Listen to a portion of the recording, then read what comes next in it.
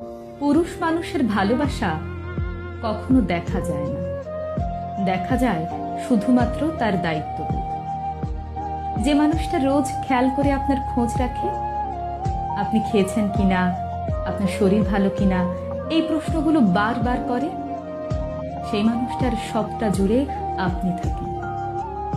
যে মানুষটা কথায় কথায় আপনাকে ভালোবাসি বলে না, শুধুমাত্র আপনার জন্ম তারিখটা মনে রেখে আপনার প্রিয় চুড়ি, ফুল আর টিপের পাতা নিয়ে আসে, সে আনরোম্যান্টিক না, সে শুধু আপনাকে বোঝাতে চায় না।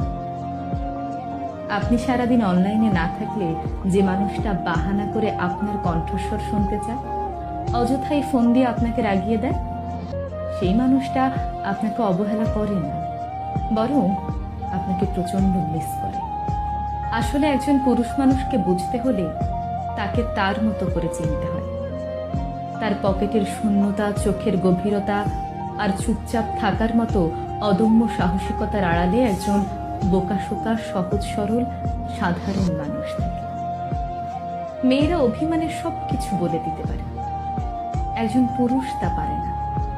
কারণ আপনি তার ভালোবাসার আগে আপনি তার দায়িত্ব, যাকে সে সারা জীবন নিজের কাছে আগলে রাখতে চায়।